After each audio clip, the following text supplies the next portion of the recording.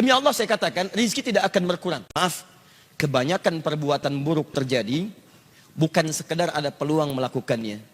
Tapi persoalan yang paling penting adalah didasarkan pada cara berpikir yang tidak tepat. Ketika cara berpikirnya salah, maka muncul tindakan yang keliru dalam kehidupan. Orang-orang yang korupsi berpikir dengan korupsi itu bisa mendatangkan harta lebih banyak. Karena berpikirnya keliru. Karena dengan cara yang baik pun rizki akan datang. Jadi kalau Anda bisa meraih rizki dengan cara yang baik, kenapa Anda memilih yang haram? Karena rizki itu sudah diatur, nggak akan tertukar. Putri ada yang tertukar, putri yang tertukar sampai jadi sinetron. Menteri ada yang ditukar, tapi rizki nggak akan tertukar.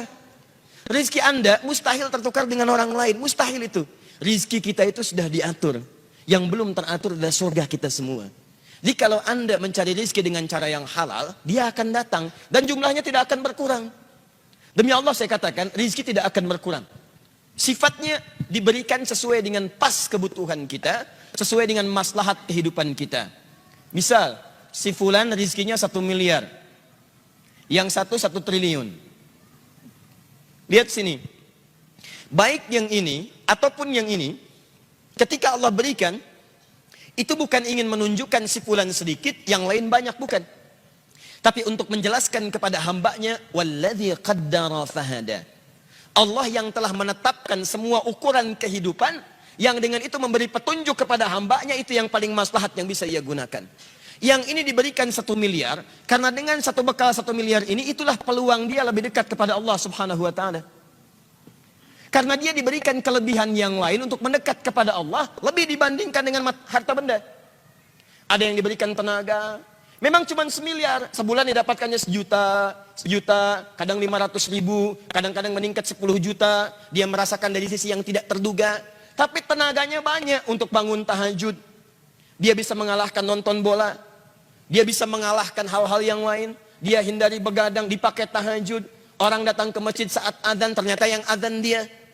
Yang ini beda, tenaganya belum terarah untuk bisa memaksimalkan tahajud, puasanya belum konsisten, azan belum mampu dilakukan, maka Allah berikan peluang untuk menyusul amalan yang lainnya dengan pendekatan harta benda. Diberikanlah kemudian kelebihan dibandingkan dengan yang ini dari sisi harta materinya.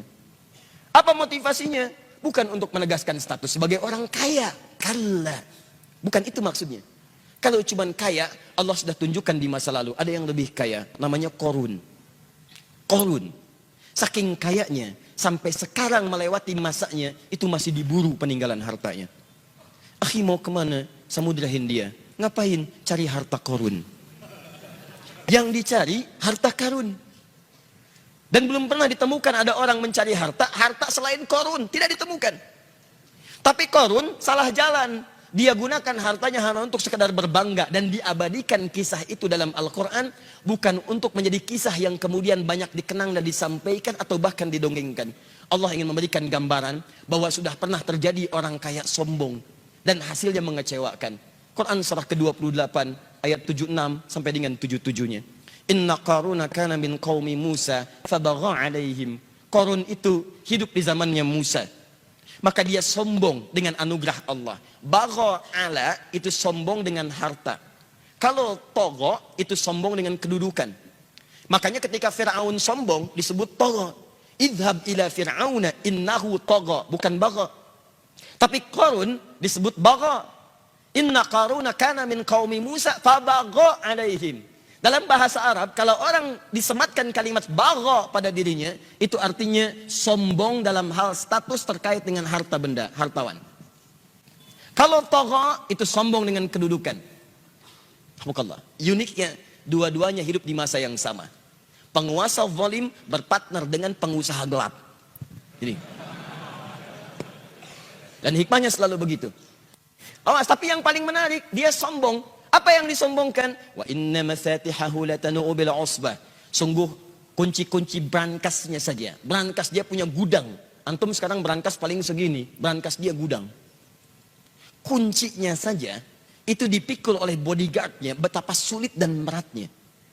Jadi kalau dia jalan kemana-mana, yang dibawa itu cuma kunci berangkasnya. Di belakang ada bodyguard, ngangkat. Dan dia tunjukkan pada orang, ini saya nih. Ini kunci berangkas saya.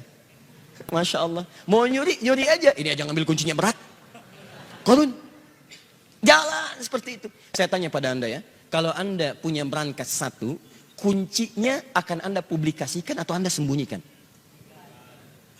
Saya belum pernah temukan ada orang beli berangkas satu, kemudian dia kuncinya dipublish. Ceklik, kunci berangkas saya. Cari masalah. Cari masalah. Jadi kalau Anda belum pernah sekaya Korun, nggak usah ikutan sombong. Tidak usah ikutan sombong. Anda telat. Telat, terlambat, kesiangan, kepagian, kemalaman. Dan keterlaluan. Karena apa yang Anda sombongkan lebih kecil dibandingkan apa yang dimiliki Korun yang Allah titipkan kepadanya. Jadi kalau harta Anda nggak seberapa dibandingkan Korun, nggak usah ikutan sombong. Anda ketinggalan. Kalau ada orang kaya lewat ITB sombong, berdiri di depan Anda, sampaikan, maaf Pak, Bapak telat. Selesai. Udah. Dihancurkan oleh Allah, fakhasafna, kami tenggelamkan semuanya dengan harta-hartanya. Tapi kemudian turun kaidah, wabtaghi fima atakallahu daral akhirah wa la tansa nasibaka minad dunya. Saya titipkan harta ini terlihat seperti lebih, tapi sesungguhnya kata Allah, harta ini saya titipkan untuk mencari kemuliaan akhirat yang tidak bisa kamu kejar dengan potensi yang lainnya. Jadi Anda pulang ke rumah, coba lihat titipan mana yang Allah titipkan kepada kita secara dominan. Ada yang kedudukan, pakai kedudukan itu untuk beramal. Sebelum itu ditukar. Karena kaidah kedudukan tidak abadi. Buka Quran surah ketiga, Ali Imran. Dari ayat 26 sampai 27-nya. Qulillahumma malikal mulki tu'til mulka man tasha wa tanzi'u mulka mimman tasha. Anda yang sekarang misalnya jadi rektor, ada yang misalnya bupati, wali kota, macam-macam. Sepanjang melekat kedudukan itu titipan. Supaya Anda bisa beramal dengan kedudukan itu. Sebab itu peluang, kalau sudah nggak ada lagi, peluang itu terhapus dari diri Anda. Mumpung Anda misalnya direktor nih, misal buat sebuah misalnya ketetapan, tanda tangan bagi mahasiswa, para dosen. Ya, ketika masuk waktu sholat diutamakan bagi siswa yang muslim, dosennya misalnya, ayo maksimalkan sholat berjamaah di masjid. Anda tuliskan, bubuhkan tanda tangan.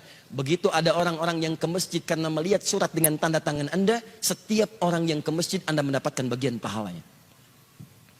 Dan saya katakan kepada Anda, orang ke masjid itu bukan cuma sholat. Datang, dia berdoa.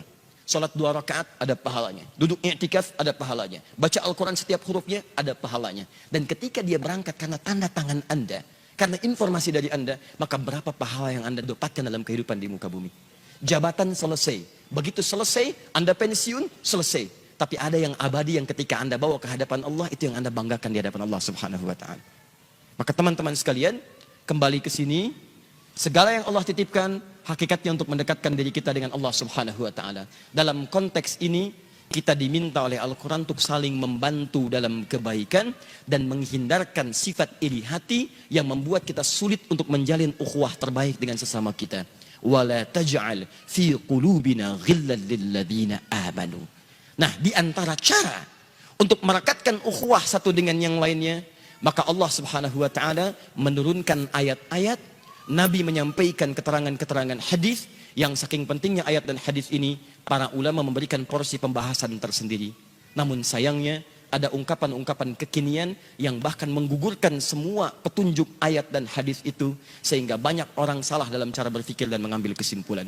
Itu yang coba kita luruskan, kita turunkan ayatnya, kita keluarkan hadisnya, dan kita bahas kemudian ungkapan-ungkapannya, sehingga kita bisa jawab dengan pendekatan logika, pendekatan juga dalil dan nas-nas terkait yang disampaikan oleh Al-Quran dan hadis Nabi SAW.